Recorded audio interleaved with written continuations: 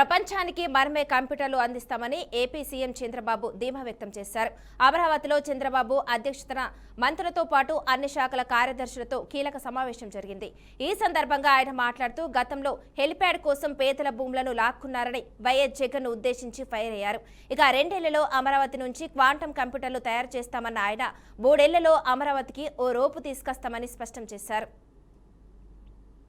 ఆనాటి ముఖ్యమంత్రి ఇంటికి ఆయన ఉండే ఇంటి పక్కన హెలిప్యాడ్ కావాలి. హెలిప్యాడ్ కావాలంటే తప్పులేదు, లీజు తీసుకోవచ్చు, వేరే ల్యాండ్ తీసుకోవచ్చు. దానికోసం ఒక అతన్ని ఇమ్మంటే ఓన్ ల్యాండ్ నేను ఇవ్వనన్నాడు. అతను వేరే దగ్గర నుంచి కొనుక్కున్నాడు. అలాంటి ల్యాండ్ ఇవ్వమంటే ఇవ్వకపోతే బలవంతంగా టేక్ ఓవర్ చేసి అతను ఇనలేదు కాబట్టి 22A కింద పెట్టేశారు. అంటే ఒక ప్రైవేటు వ్యక్తి ల్యాండ్ సాక్షాత్తు చట్టాలు చేసే ముఖ్యమంత్రి, చట్టాలను అమలు చేయవలసిన వ్యక్తి ఒక ప్రైవేట్ ఆస్తిని 22A కింద ఇల్లీగల్గా పెట్టాడంటే ఇది పరాకాష్ట. నేను అడిగాను అతన్ని, ఇప్పటికీ 4-5 సంవత్సరాలు అయింది, నువ్వేం చేసావని అడిగాను. సార్, ముందు నా ప్రాణం ఉంటే నేను ఎప్పటికైనా పోరాడతాను, పోతే పోయింది ఆస్తి అనుకుంటాం.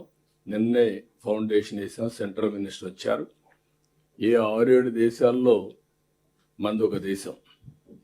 మన దేశంలో అమరావతి సెంట్రిక్గా ఈరోజు క్వాంటమ్ కంప్యూటర్ కూడా పరిస్థితి వచ్చాం. అంటే టెక్నాలజీలో ఎక్కడా వెనుకబడి లేము.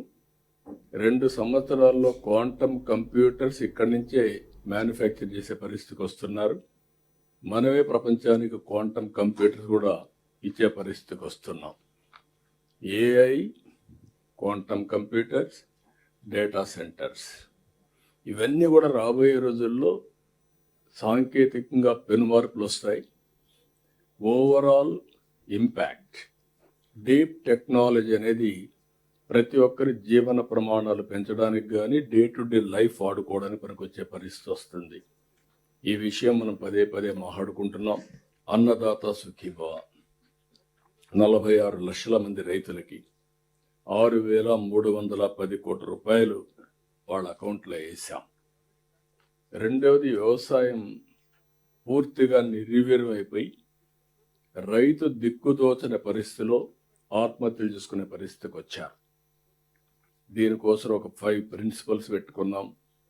ఏ విధంగా చేయాలని గైడ్ చేశాం, టెక్నాలజీ జోడించాం. ఇంకొక పక్కన పంటల మార్పిడి కోసం ముందుకు పోయాం. డిమాండ్ డ్రివెన్ క్రాప్సే ప్రొడ్యూస్ చేశాం. ఈరోజు రాయలసీమ ఒక హార్టికల్చర్ హబ్గా తయారు చేస్తున్నాం.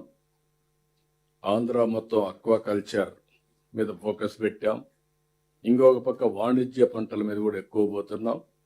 దీంతో మెరుగైన ఫలితాలు వచ్చే పరిస్థితికి వచ్చింది.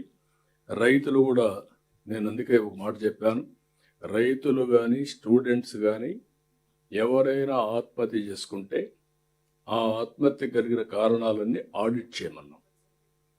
ఇంకొక పక్కన ఎన్టీఆర్ భరోసా, ఎవ్రీ మంత్ మొదటి తారీఖున మనందరం కూడా ఏదైతే పేదల సేవలో కార్యక్రమం పెట్టి వెళ్తూ వచ్చాం.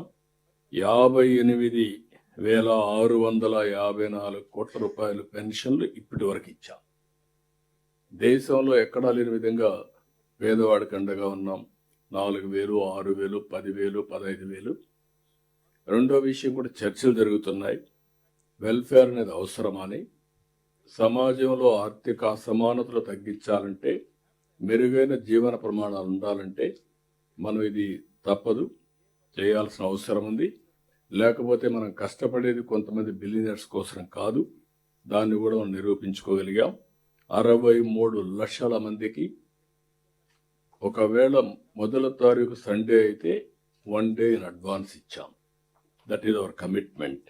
విశాఖలో ఐటీ హబ్ కింద గూగుల్ అతిపెద్ద ఇన్వెస్ట్మెంట్.